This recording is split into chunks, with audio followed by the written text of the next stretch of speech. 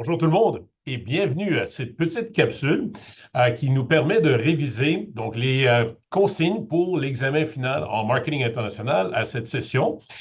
Donc, essentiellement, l'examen est un cas, exactement comme nous avons pratiqué lors de nos deux dernières séances et tout particulièrement durant la dernière séance. Alors, on vous présente un cas, donc une entreprise qui se tourne vers vous et qui sollicite donc vos recommandations pour l'internationalisation de leurs opérations. Alors, bien entendu, il y a un processus à suivre. C'est comme nous avons pratiqué en classe, rien de plus qu'un jeu de domino. Il y a une séquence logique, évidemment, donc à ce processus, un genre de protocole qui nous permet essentiellement de maximiser les opportunités pour l'entreprise tout en minimisant les risques. Alors, à travers tout ça, nous allons considérer les trois grandes conséquences de ces décisions qui sont essentiellement donc le risque qu'encourt l'entreprise, le contrôle qu'elle souhaite à exercer, donc on verra sur quels éléments, mais aussi la flexibilité de changer donc sa façon de faire au cas où son internalisation que vous avez proposée ne se réalise pas exactement comme prévu, ce qui est très souvent le cas. Donc, contrôle, risque, flexibilité. Donc, ces trois éléments-là vont venir essentiellement vous motiver motiver vos recommandations pour l'entreprise et vont vous permettre de défendre votre décision. Euh, Certains d'entre vous peuvent être peut-être un petit peu nerveux par rapport à un examen où essentiellement il n'y a pas de questions autres que voici l'entreprise, voici un peu l'histoire de l'entreprise voici des données, donc dans l'annexe, et allez-y. Mais je veux vous rassurer que vous avez dans cet examen une composante que vous cherchez dans tous les examens, qui est essentiellement la question. Alors, si je vous disais que, voici, nous avons un examen en marketing international et voici là où les questions de l'examen, vous seriez absolument épaté. Wow, c'est pas très, très commun. Vous avez exactement ça dans cette situation. Donc, cette vidéo cherche donc à vous accompagner dans ce processus mais aussi de vous rassurer que vous êtes pas mal déjà prêt pour cet examen. Ça va? Alors, j'ai préparé un document qui est essentiellement donc ce processus d'internationalisation que j'appelle illustré. Pourquoi? Parce que ça vient illustrer à travers donc mon copier-coller des PowerPoint que nous avons dans notre cours tout ce processus et vient soutenir donc la boîte à outils donc que la coordonnatrice, ma collègue Aurélia Durand, elle a déjà conçue. Donc, vous avez beaucoup d'outils essentiellement pour vous préparer. Alors, la question, c'est quel outil allez-vous utiliser pour affecter les leviers que vous allez mettre en place pour essentiellement faire vos recommandations stratégiques. D'accord? Donc, pour cet examen, c'est important donc de maîtriser ces différents cadres de référence parce qu'ils vous servent essentiellement d'outils pour expliquer votre processus. Alors, allons-y, je partage donc l'écran essentiellement, donc je le fais au moment même. Alors, voici. Parfait, donc je suis toujours là. Donnez-moi un petit instant pour que je prenne mon thé. Pour être bien humecté. OK? Et donc, on y va. Alors, avant tout, faisons un petit tour donc de ce document de 4 pages. C'est pas très, très compliqué. Alors, voici le processus d'internisation et je mentionne tout de suite aussi voir la boîte à outils sur zone cours. Donc, c'est un complément à ce que vous voyez ici, mais les deux documents, un qui est écrit et celui-là qui est illustré, essentiellement abordent les mêmes thèmes. D'accord? Avec quelques petites nuances. Par exemple, certains diront les 4P, d'autres diront les 7C ou les 6P. Ça revient essentiellement au même. Ça va? Donc, processus d'internationalisation, étape numéro 1, motivation pour l'internationalisation. D'accord? Alors, deuxième étape, j'y vais. Donc, étape 2, vers où s'internationaliser? Étape numéro 3, comment y aller? Donc, quel mode d'entrée donc adopter dans ce pays? Étape numéro 4, une fois qu'on y est, quel sera le mix marketing dans ce pays, et les étapes 5 et 6, donc l'échéancier de budget, et finalement l'étape numéro 6, qui seront nos indicateurs de performance clés pour mesurer si tout ce que vous avez recommandé, évidemment, est venu à se réaliser. Donc, peut-être à ce moment-là, c'est bien de ne pas se réaliser, il sera important de modifier donc les objectifs, par exemple, peut-être d'entrée de jeu, ou même de réinventer ou de revoir un petit peu tout votre processus d'internationalisation. Ça va? Donc, mais je viendrai à ces éléments-là à fur et à mesure. Donc, revenons tout de suite hop, à la page numéro 1. Un petit peu de thé. Ouh, maman, ça c'est chaud. OK. Donc, étape numéro 1. Première question qu'on se pose, est-ce qu'on devrait y aller? Alors, est-ce que c'est important pour nous de s'internationaliser? Alors, la question se pose, elle est tout à fait appropriée, et on a un modèle, d'ailleurs, donc notre premier modèle ici, que vous connaissez très bien, donc que voici ici. Bon, je ne vais pas l'agrandir, mais je pourrais l'agrandir un petit peu. Donc, voilà. L'écran n'est pas tactile, donc je vais un instant. Donc, la première question qu'on se pose, évidemment, c'est est-ce que l'entreprise est outillée pour s'internationaliser? Alors, évidemment, pour déterminer si l'entreprise est outillée, vous comprenez que ce sont des facteurs qui sont internes et contrôlables à l'entreprise. Et donc, quand vous connaissez le modèle qui s'appelle la chaîne de valeur de Porter, donc la chaîne de valeur, essentiellement, vous indique donc tous les éléments, toutes les fonctionnalités de l'entreprise qui permettent de créer de la valeur pour le client et de capturer cette valeur en échange. Et dans certains cas, on doit faire des ajustements. Alors, par exemple, est-ce que l'entreprise possède une connaissance du marché international? Est-ce que les propriétaires sont un peu cosmopolites? Est-ce qu'ils ont une ouverture vers l'international?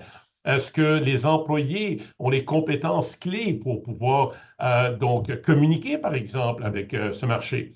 Donc, ce sont tous des questions que nous allons faire, que nous allons analyser. C'est une introspection. Donc, mais ça, vous le savez déjà. Ça s'appelle le FF du FFOM. Ça va? Les forces et les faiblesses. Vous connaissez déjà dans votre cours d'introduction au marketing. Et c'est ce que vous voyez déjà ici au centre, ce qu'on appelle en anglais les firm level factors. Donc, les caractéristiques de l'entreprise qui permettent à l'entreprise de déterminer si elle a les forces et les faiblesses pour y aller. Alors, sur un plan un peu plus micro, donc on va quand même parler des éléments qui se rapprochent donc de cette entreprise, mais plutôt à un niveau de l'industrie. Donc, l'industrie dans laquelle baigne donc cette entreprise. Par exemple, est-ce qu'il y a une pression pour cette industrie de s'internationaliser? Vous savez, alors, comme je vous ai mentionné en classe, vous avez une petite boulangerie, il n'y a pas une grande pression à s'internationaliser. Pourquoi? Ben, ils ont du pain là-bas. Ou, ben, partout, ils ont du pain. Alors, il n'y a pas une grande pression. Par contre, si vous êtes un fabricant d'avions, ben, clairement, si vous ne jouez pas sur la scène internationale, vous allez pas survivre. D'accord? Il y a une pression de l'industrie, donc, à s'internationaliser. Et évidemment, on va regarder aussi les tendances dans le marché au niveau de l'industrie localement. Donc, est-ce que les choses dans l'industrie vont bien? Petit instant, je vais juste fermer Outlook, voilà. Donc, est-ce que les choses vont bien? Est-ce que, par exemple, une saturation du marché, ça va, dans votre industrie qui vous contraint à aller à l'extérieur pour justement chercher à développer des nouveaux marchés? Est-ce qu'il y a une pression dans votre industrie de capturer des grandes parts de marché pour pouvoir réduire vos coûts d'opération, donc avoir des économies d'échelle? Ce sont tous des questions qu'on va se poser et qui peuvent répondre à la question, est-ce qu'on devrait y aller? Puis finalement, et ça, évidemment, donc c'est l'environnement, micro-environnement de l'entreprise. Et là, on pourrait parler des 5 forces de Porter, par exemple. Il y a d'autres modèles aussi qui peuvent nous amener à considérer ces éléments, mais déjà, juste ce que j'ai évoqué ici, ça peut vous aider. Évidemment, on va regarder au niveau, après ça, plutôt macro, et cet élément macro va nous permettre de voir si dans notre pays, il y a des facteurs qui font en sorte que il y a encore plein d'opportunités pour la croissance ici. Donc, une économie qui est forte, une demande très forte pour des produits en général, il y a peut-être des produits pour vous spécifiquement, comme on l'a vu peut-être dans le marché dans votre industrie. Donc, il y a le segment du marché que vous ciblez est tout particulièrement intéressé par vos produits. C'est-à-dire qu'ils ont un pouvoir d'achat intéressant. Donc, ce sont tous les... Est-ce que les gouvernements locaux vous encouragent? Par exemple, maintenant, ici au Canada, on est dans un processus de limiter, d'enlever essentiellement les barrières les barrières qui étaient jusqu'à maintenant maintenues et qui freinaient le développement économique à l'intérieur du pays. Donc, on ne pouvait pas acheter, par exemple, du vin ontarien ici, on ne pouvait pas acheter du vin du Québec ici, mais là encore, pourquoi vous voudriez acheter du vin du Québec? Sorry. Mais whatever, OK? Euh, Bref, tout ça pour dire que maintenant, ces barrières sont en train de tomber face, évidemment, à la pression de Trump. Donc, il y a peut-être des belles opportunités ici au niveau des décisions politiques qui nous permettent de dire, oh, c'est quoi, on va peut-être rester ici. Fait que tout ça peut être encapsulé dans un modèle que vous connaissez bien, qui est le PESTEL. Et ça, c'est des éléments du macro-environnement. Donc, tout comme les facteurs qui sont au niveau de votre industrie, donc comme vous voyez ici dans votre tableau, en anglais, Industry Level Factors, qui représentent des éléments externes et incontrôlables, mais qui viennent du micro-environnement. Bien évidemment, les facteurs qui viennent au niveau du pays sont des facteurs externes et incontrôlables également, qui viennent du macro-environnement. Mais dans les deux cas, vous permettent d'identifier quoi? Tada! Des opportunités menaces. Puis des opportunités menaces, qu'est-ce que vient faire? Ça vient combler notre modèle de FFOM. Ça va? C'est notre analyse situationnelle. Voilà le tour de quelque chose que vous connaissez déjà de votre cours d'introduction. Mais ça va vous permettre de répondre à cette question, est-ce qu'on devrait y aller? Est-ce que c'est tout? Bien sûr que non. Alors, on a vu en classe, donnez-moi un petit instant, je vais revenir à notre page numéro 1. Oups. Voilà. Donc, on revient. Ce sera pas long. Hop, c'est la page 1. OK. Donc, on revient à la page 1. Vous avez vu ici que l'entreprise, lorsqu'elle cherche à s'internationaliser, cherche à développer des nouveaux marchés. Et évidemment, elle cherche des ressources, parfois des ressources bon marché. Donc, on va envoyer dans un pays où donc le salaire est beaucoup moins, mais il se peut que ce soit d'autres genres de ressources. D'accord? Donc, peut-être on cherche justement des gens avec une grande compétence, des grandes compétences techniques. On cherche de l'efficience également aussi. Donc, peut-être dans un pays, ils ont développé peut-être l'intelligence artificielle, peut-être c'est plus de la robotique. Ça peut être beaucoup de choses. Et évidemment, dans certains cas, on va aller à l'international pour acquérir donc des actifs stratégiques qui peuvent être, par exemple, des entrants dans le processus, donc les minéraux rares ou tout ça. Ça va? Donc, ça, c'est une autre considération. On peut utiliser évidemment le modèle d'Oli, comme vous connaissez. Alors, le modèle Oli, je vous le rappelle, vous permet de déterminer d'emblée, avant tout, est-ce que j'ai quelque chose que je peux protéger à l'international? Par exemple, un brevet. Si je n'ai pas de brevet ou si je n'ai pas une recette particulière ou si je n'ai pas une approche qui est distinctive, un produit qui peut vraiment se défendre dans le marché, je vais probablement rester dans mon marché local. Dans le cas contraire, je vais y aller, mais là, la question se posera, est-ce que je devrais produire à la maison, produire donc, dans votre sous-sol, produire donc dans mon pays d'origine et d'exporter, ça va? Ou est-ce que je devrais, par exemple, ou est-ce que je devrais délocaliser ma production là-bas? Ça va? Et puis éventuellement, même si je délocalise ma production là-bas, est-ce que je devrais le faire seul ou en partenariat? Bien, on parlera des modes d'entrée. Et là, évidemment, il y a plusieurs formules que vous pourriez utiliser. La question, c'est est-ce que je veux internaliser les opérations? Donc, on parle d'une entreprise qui chercherait une intégration verticale, donc elle est en contrôle de tout son processus, par exemple, comme les gens de Louis Vuitton. Ou est-ce que je vais vouloir me fier à d'autres entreprises locales qui pourraient m'aider à commercialiser mon produit, comme par exemple octroyer une licence? Ça va? Ou encore, peut-être y aller tout seul, donc avec des investissements directs donc d'entreprise ou à l'étranger. Ça va? Alors, et finalement, on peut voir qu'on pourrait utiliser aussi le modèle de Vernon pour expliquer justement ce processus. Dans certains cas, il est peut-être peu probable que vous allez avoir ça comme explication à l'examen, mais c'est possible. Alors, Vernon, qu'est-ce qu'il dit? Vous vous souviendrez, c'est qu'essentiellement, donc, pour des produits qui sont un peu plus dispendieux, surtout technologiques, on va produire localement et exporter vers des pays qui ont le même niveau de développement économique que nous, et éventuellement exporter, donc on va le vendre initialement, pardon, dans notre pays, et éventuellement dans des pays comme le nôtre, et éventuellement délocaliser cette production donc à l'étranger pour chercher justement de l'efficience, donc des ressources moins chères, et finalement importer du pays dans lequel j'exportais avant. Donc, encore là, vous aurez juste à réviser ce modèle. Donc, quelques éléments ici, vous en avez peut-être d'autres en révisant pour vous dire, pour répondre à cette première grande question, est-ce que je devrais y aller? Ça va? Bien entendu, on s'entend que la réponse est déjà oui, parce que sinon, je n'ai rien évalué à l'examen final. Alors, la question, c'est comment allez-vous justifier cette considération? Ça va? Alors maintenant, la deuxième considération, c'est, bon, ben, vers où s'internationaliser? Alors, on a décidé qu'on y va, mais on ne sait pas où. Alors, bien entendu, comme vous savez, ben, vous avez votre arbre de décision, ce que j'ai appelé la matrice de décision. Vous l'avez déjà fait dans votre projet de session. Donc, c'est vraiment le gros modèle qui va vous permettre de déterminer donc, les opportunités dans le marché en fonction de certains indicateurs que vous aurez choisis qui seront appropriés pour votre produit. Et d'analyser ce marché en fonction de ses attributs, la pondération que vous leur avez attribuée et l'évaluation des pays en fonction de ces attributs avec un certain score. Puis le score le plus élevé nous donne le pays dans lequel les opportunités sont les plus grandes et les risques sont les plus modérés. Maintenant, comment déterminer ce genre de calcul? Si j'étais un étudiant, puis certainement les étudiants qui étaient là au dernier cours le savent, j'irai voir dans les annexes, vers l'arrière, où vous avez tout genre, vers le bas dans le document, vous avez beaucoup d'informations statistiques. Il sera à vous de déterminer lequel de ces éléments-là sont celles que vous utiliserez comme indicateur. Ça va? C'est vraiment une composante très importante, donc pas à négliger. Vous avez ensuite, bien, évidemment, d'autres modèles qui peuvent vous dire où aller. Et la question, par exemple, c'est est-ce que je devrais y aller juste dans un pays, donc par exemple, juste un pays voisin, ou est-ce que je devrais y aller dans plein de pays en même temps? Donc, c'est le modèle né global.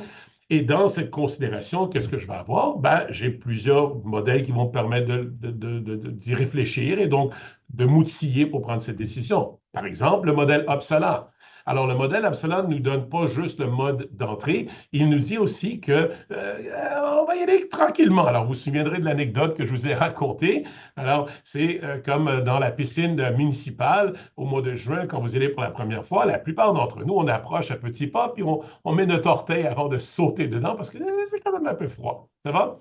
Alors, ce modèle d'internationalisation graduelle est évoqué dans le modèle Uppsala, est évoqué dans plusieurs autres éléments de notre cours, mais dans certains cas, je n'ai pas le choix que d'aller global, c'est-à-dire d'aller dans un grand nombre de pays sur une période assez restreinte de 2-3 années. Alors, pourquoi je serais allé en global? Ben, réviser pour quelles raisons ça pourrait être le cas. Ce n'est pas le cas dans chaque industrie. Ça va? Alors, très souvent, pour des produits technologiques homogènes, où la demande est homogène, par exemple, où on va chercher à capturer des grandes parts de marché et surtout à protéger donc, notre propriété intellectuelle avant qu'elle soit shippée à l'international. Ça va? Donc, voilà. Vous avez aussi le modèle EPRG, donc vous le voyez ici, donc la deuxième ligne, premier tableau. Alors, réviser le modèle EPRG où l'entreprise s'internationalise graduellement. Alors, elle commence en vendant juste domestique, puis graduellement, elle s'internationalise et commence à regarder, à regrouper certains pays dans des régions parce que la demande est homogène et là, elle est capable de standardiser sa production. Alors ça pourrait être intéressant aussi. Vous avez évidemment donc le diamant de Porter aussi, qui vous amène à dire, ben, dans certains pays, par exemple, donc il y a de l'intervention, par exemple, il y a des activités de soutien, l'état de la demande, elle est très forte. Parce qu'il y a une demande très forte dans ce marché, ben, je devrais y aller. Parce que la demande est très forte, les clients sont généralement, ils attendent, ils ont certains standards assez élevés. Et ça peut être très intéressant parce que ça stimule la compétitivité, mais il y a évidemment au bout de cet arc-en-ciel des clients qui vont acheter.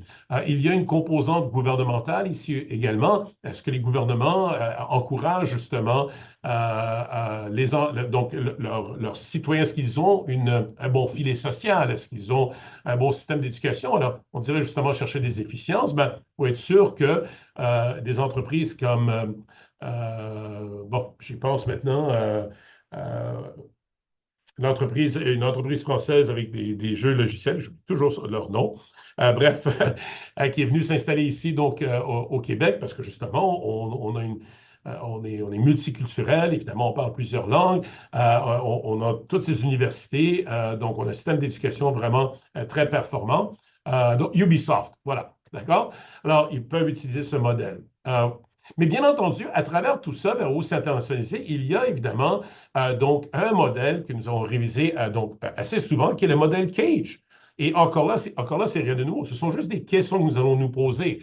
Alors, est-ce que la distance culturelle, administrative, géographique, économique peuvent affecter le pays dans lequel je vais aller? Bien entendu. Alors, plus qu'il y a de distance entre mon pays et ces pays-là, plus qu'il y a de risques, bien entendu. Alors, ce sera à vous de déterminer justement jusqu'à quel point vous êtes prêt à étirer ce risque. Bien entendu, plus que vous allez choisir des pays qui ont moins de distance, moins qu'il y a de risques, mais quelqu'un pourrait argumenter qu'il y a moins d'opportunités parce que vos concurrents ont probablement choisi la même approche. Ça va? Donc, je minimise les risques, mais je minimise les opportunités. Alors, à vous de décider justement jusqu'à quel point. Mais ces modèles vous permettent justement de déterminer vers où aller. Et bien entendu, dans le volet culturel, si on prend juste celui-là, vous avez le modèle Hofstede aussi, qui vous permet de mesurer ces écarts culturels qui peuvent vraiment affecter votre capacité de commercialiser le produit à l'international. Pourquoi? Parce que avez-vous vraiment une idée de comment formuler une proposition de valeur à des gens qui n'ont pas votre culture? Est-ce que vous êtes capable d'utiliser les bons mots, bien représenter ça visuellement, de ne pas faire des erreurs? On a vu à quel point les entreprises en font des erreurs et très souvent, pas à cause de distances administratives, parce que ces règles-là sont prescrites, elles sont écrites, vous ouvrez le livre, ah, ça, c'est pas permis.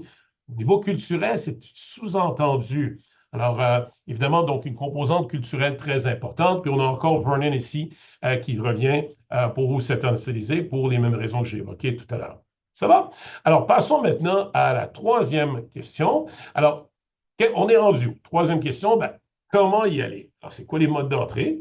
Ça peut l'être. Ça va? Donc, on est rendu dans notre processus, on a choisi d'y aller et on s'en va peut-être donc en Angleterre, ou on s'en va peut-être au Koweït, ou peut-être on s'en va au Brésil. Ça va? Alors, présumons qu'on s'en va au Brésil. Pourquoi? Parce que notre arbre de décision, notre matrice de segmentation, de notre matrice donc, de segmentation, ou les autres modèles qu'on a vus, nous disent que c'est au Brésil qu'on devrait aller. Là, la question, c'est comment y aller? Donc, c'est-à-dire, est-ce que je devrais y aller seul? Est-ce que je devrais aller en partenariat? Est-ce que je devrais mettre ça dans un contenant puis l'envoyer directement là-bas? Est-ce que je devrais aller avec des distributeurs?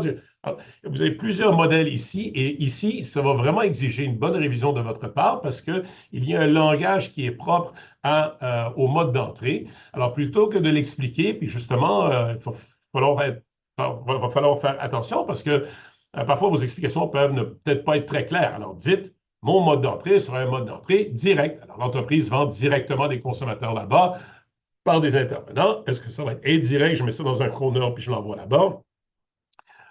Si j'y vais, évidemment, est-ce que si j'y vais avec des partenaires, donc, ça peut être une formule intéressante. Et n'oubliez pas que si votre produit, par exemple, un produit de consommation de masse, c'est destiné à des consommateurs, donc pas du B2B, n'oubliez pas que quand vous vendez, quand votre intention est de vendre dans une chaîne de magasins, cette chaîne de magasins n'est pas votre partenaire. Très important. J'ai déjà vu ça dans le passé. On va choisir une chaîne de on va choisir une chaîne de magasins qui va être notre partenaire. Ce ne sont pas vos partenaires, ce sont les détaillants. C'est une entité qui vient s'interposer entre vous et les consommateurs parce qu'ils sont capables de remplir des fonctions que vous n'êtes pas capable, vous n'avez pas la volonté de faire. Ce ne pas des partenaires. Pourquoi ce n'est pas des partenaires? Parce qu'ils vendent aussi les produits de vos concurrents. Donc, votre partenaire serait peut-être un distributeur local, par exemple, ou une entreprise qui déjà fabrique des produits comparables, quelque chose comme ça. Ça va? Vous pouvez aussi y aller donc par une approche greenfield, c'est-à-dire d'avoir des investissements directs d'entreprise où vous, littéralement, vous faites grandir l'entreprise de façon organique. Donc, c'est vous qui avez parti ça directement de zéro jusqu'à, évidemment, espérons-le, donc des nouveaux sommets. Il y a aussi des moyens d'acheter des parts de marché, donc en acquérant à quelqu'un, puis évidemment la dernière, c'est le partenariat que je vous mentionnais. Vous avez tout ça dans le PowerPoint, donc la première ligne, troisième PowerPoint. On a encore le modèle OLI, évidemment, ici. Comme je vous mentionnais, la question, c'est est-ce que je devrais délocaliser ma production dans le L. Ça va? Et éventuellement, est-ce que je devrais tout faire moi-même en internalisant ou est-ce que je devrais peut-être donner ça par d'autres modes d'exportation indirects qui seront, par exemple, la licence. On revient avec le modèle Apsala aussi qui peut nous aider à le faire comprendre parce que la première approche que Apsala nous dit, c'est qu'on aura une exportation avec un agent. Vous vous souviendrez, il y a une distinction entre un distributeur et un agent manufacturier. Les risques, évidemment, donc d'exporter avec un agent et distributeur, donc, sont moindres que si je le fais moi-même. Et éventuellement, une fois que, bon, ben, on s'est établi un petit peu dans le pays, là, on pourrait peut-être penser à ouvrir un bureau et éventuellement avoir des investissements directs d'entreprise en bâtissant une entreprise, une fabrique, par exemple. Ça va, là-bas. Même chose pour, donc, on a encore le modèle de diamant de Porter qui nous dit, ben, est-ce qu'il y a des facteurs intéressants dans ce pays qui nous amènent à croire que ce serait vraiment intéressant de venir s'installer là-bas? Vernon, encore, c'est le même concept. Et évidemment, on revient encore avec ces questions culturelles. Alors, vous comprendrez que la composante culturelle, donc Hofstede ici ou Cage, et les autres éléments de Cage, essentiellement viennent vous dire, écoute, il y a des risques d'y aller à l'international. Oui, il y a des opportunités, mais il y a des risques. Plus que ces risques sont atténués, évidemment, ben, plus que vous alliez dans une exportation plutôt directe. Ça va? Ou même éventuellement des investissements directs d'entreprise.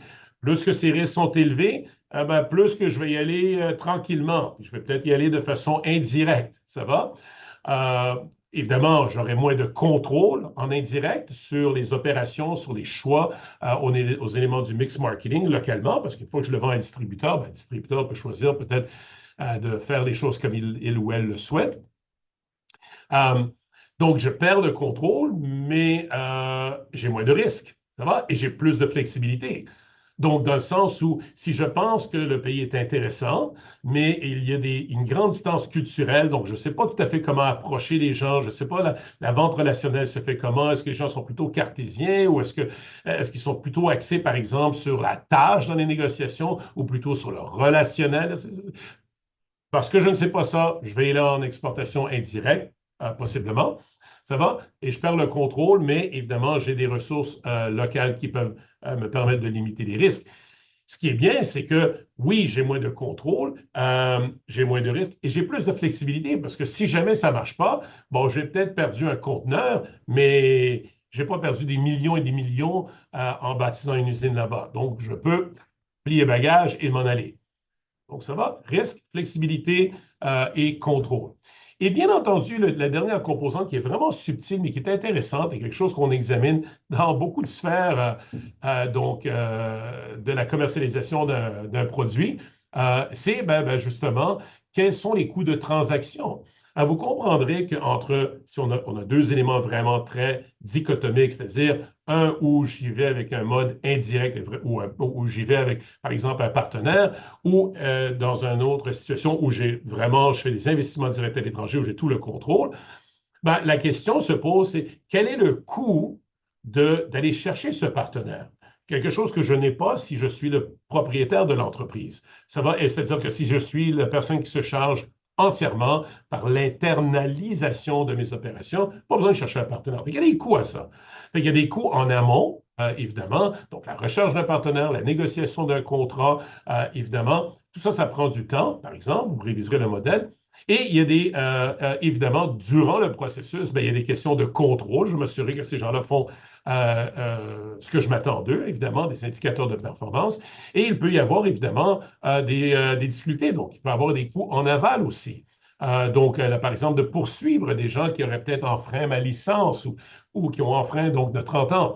J'ai rien de tout ça si je fais tout moi-même. Donc, je dois compter cet élément-là pour déterminer est-ce que j'y vais seul ou est-ce que j'y vais avec un partenaire. Soit dit en passant, ça c'est absolument vrai ici sur le marché domestique. Ça va? Donc, et c'est la même chose que l'analogie ici, c'est est-ce que je devrais avoir un colocataire chez moi ou est-ce que je devrais habiter l'appartement sur Côte-des-Neiges tout seul? Ben, c'est justement, c'est des coûts de transaction. Si vous n'avez pas de colocataire, vous n'avez pas besoin de le chercher, vous n'avez pas besoin d'avoir un processus itératif, interviewer les gens, quoi que ce soit. Vous n'avez pas besoin de les chicaner parce qu'ils ne nettoient pas donc la vaisselle et vous n'avez pas besoin après ça de les poursuivre parce qu'ils n'ont pas payé le loyer. Vous n'avez rien. Vous êtes seul. Alors, vous avez tout le contrôle. mais vous avez tous les risques. Ça va? Avec votre colocataire, vous avez moins de contrôle, parce que, bon, vous devez l'écouter, mais vous avez moins de risques aussi. Alors, toutes ces composantes sont des éléments que vous pouvez évoquer à l'examen pour démontrer votre raisonnement pour y aller seul ou pour aller avec des partenaires ou des modes directs ou indirects. Vous réviserez tout ça. Tout est bien? Super. Alors, on y va. On passe à la troisième phase. Donc, maintenant, oups, juste un instant. OK, pardon, à la quatrième phase.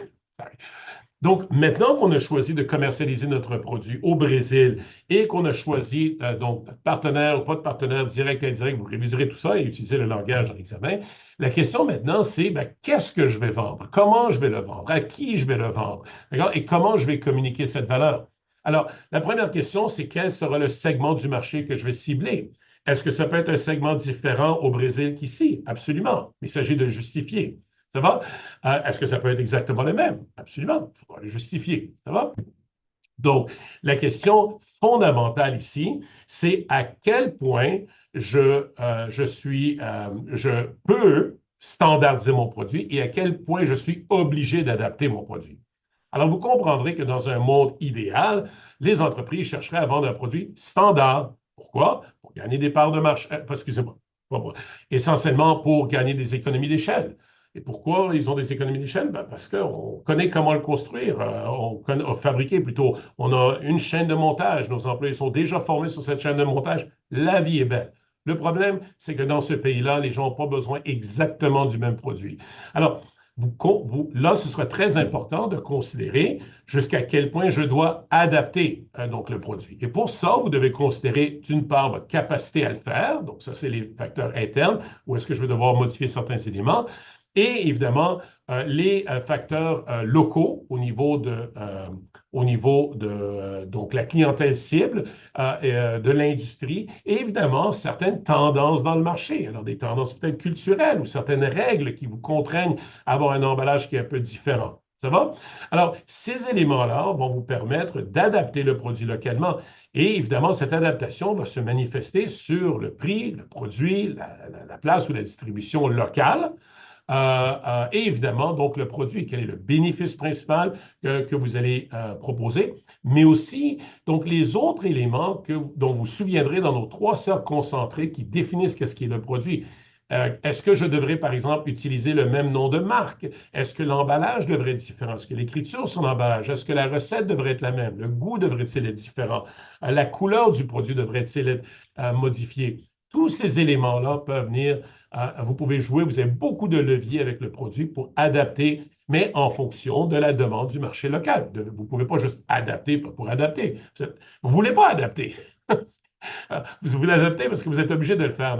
Alors, il faut justifier pourquoi je dois adapter mon produit en sachant que je vais perdre des économies d'échelle, d'une part, ce qui est négatif, mais je vais gagner peut-être le cœur des consommateurs locaux parce que je respecte évidemment leur façon de vivre, leurs besoins et ainsi de suite. Ça va?